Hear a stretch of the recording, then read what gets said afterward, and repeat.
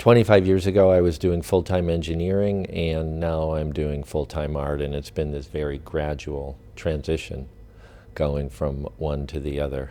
I went to school at MIT in Boston for engineering, and when I got out of school, I moved to Silicon Valley pretty much right away, and have lived in San Francisco pretty much ever since.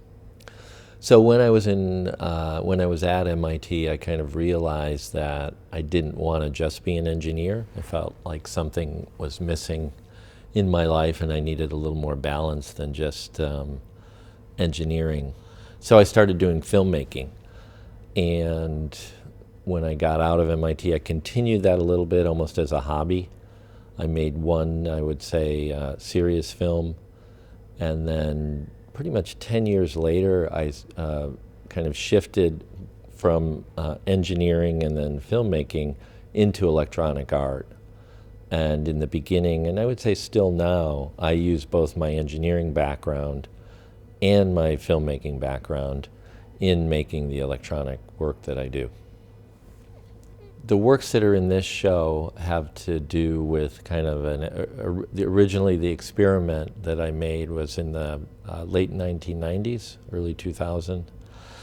And I was interested in what could be done with low resolution, what could kind of be presented with low resolution and have some sort of poetic substance to it. The way they're made is I start with a video, typically that I have shot, and I run that video through a process, an electronic process, to convert it from normal definition, maybe 1 million pixels, which is what a typical computer screen is, 1 to 2 million pixels, down to, for example, the work behind me is about 1,500, actually 1,200 pixels. So I compress the resolution a lot to try to get to, if you will, some sort of essence of the imagery that's being presented. With these works, all the details are gone, so your brain is kind of paying attention to things other than the details, and in particular to the movement that's happening within the images. And in fact, the movement within these images is the most important thing that's going on with them in terms of how you're able to perceive them. If you pause them, you generally can't tell at all what you're looking at. So it's really the movement that is presenting the imagery to the brain that makes them comprehensible. Tilted Plane is a work that I kind of had this notion of what would it be like to walk inside an image, to be inside an image like that with that resolution. And so I created a work that had a distance between the pixels of about 2/3 of a meter. And so you can actually walk in between the pixels within that image. But because of that, it's kind of like the book Flatland, if you know that one. I think it's called Flatland or Flatlands. Because you're in the middle of the image, it's so large that you can't really see it, but you can feel it. And that's kind of the important thing of that work, is there are birds flying in the space, and you can't see them, but you can definitely feel them there. It's almost like the shadow goes by you and you know what it was, even though you sense it more than you see it.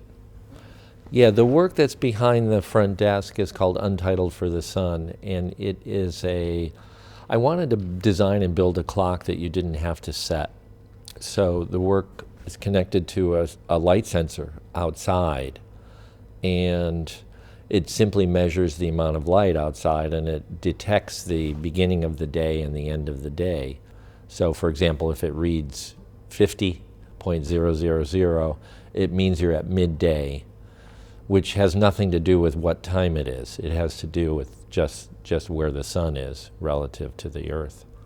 So it's kind of a circadian clock. And in fact, it even has jet lag. You take it to a new location and it takes 3 or 4 days to, synchronize itself to the rhythms of the sun in that new location. So for me, the work, I think it's called Home Movie -1040-1, and that's simply refers to how many pixels are describing that home movie, 1,040 pixels. I bought probably over the years, last 5 years, 200 to 300 hours of home movies from eBay. When I refer to home movies, by the way, I'm referring to film specifically, because things really changed, obviously, when people did what I call, started shooting home videos. But with home movies, I was really shocked, even though it was kind of predictable, at how similar they all were to each other. I mean, they were literally almost identical. You had the birthday parties, you had Easter, you had Christmas, you had Niagara Falls. Most of my home movies were from the United States. You had the Grand Canyon. And I don't mean one people's films had the Grand Canyon. I mean 20 of the 100 that I bought had the Grand Canyon, and 20 had Niagara Falls and the unwrapping of the presents. And so the technology that I use, this low resolution technology, what it does is it eliminates the details from the work, from the imagery that you're looking at. So in the case of the home movies, because the actual subjects were so similar, if I essentially get rid of the people's faces, then the home movies have a certain universality to them. I look at them and they could be my home movies because I can't quite see who the people are in them, but I can see their unwrapping presence.